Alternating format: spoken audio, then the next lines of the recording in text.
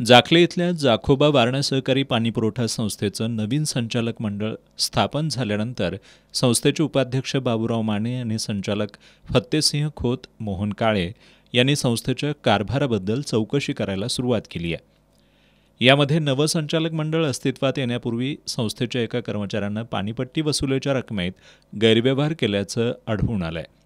संस्थेकडील 2015 सालचं bill book वापरून काही सभासदांना चालू वर्षी पावत्या देऊन त्या पावत्यांची रक्कम कर्मचाऱ्यांना परस्पर हडप करणं, संस्थेकडील स्क्रॅप सिमेंट पाईप विक्रीमध्ये अनियमितता असणं, यातून लाखो रुपयांचा अपहार झाल्याचा आरोप उपाध्यक्ष बाबूराव माने यांच्यासह संचालक फत्तेसिंह खोत आणि मोहन काळे यांनी केला आहे.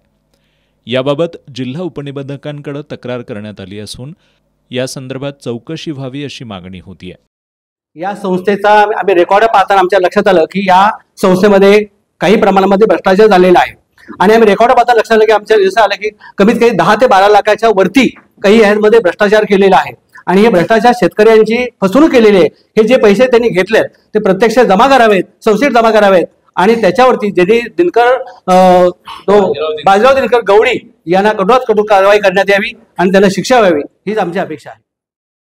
या संदर्भात संस्थेचे सचिव रघुनाथ थोरात यांच्याशी संपर्क साधला असता त्यांनी संस्थेच्या आर्थिक तपासणीमध्ये संस्थेचे कर्मचारी बाजीराव दिनकर गवळी यांच्याकडील व्यवहारांमध्ये 1,28,000 रुपयांची तफावत आढळून आली होती. ही रक्कम गवळी यांच्याकडून भरून घेत त्यांना कामावरून कमी करण्यात आलं असल्याचं सांगितलंय. संस्थेच्या कर्मचाऱ्यांना जी तपासणी आम्ही केली त्यात तफावत आम्हाला 1,28,000 तफावत गावली. त्याच्याकडनं आम्ही वसूल करून भरणा KDC बँकेत भरणा करून घेतली. दरम्यान गवळी यांना कामावरून काढून टाकण्यात आलं असलं तरी या अपहारात आणखी कुणाचा सहभाग आहे का याची चौकशी करावी अशी मागणी उपाध्यक्ष माने यांच्यासह संचालक खोत आणि काळे यांनी केली आहे.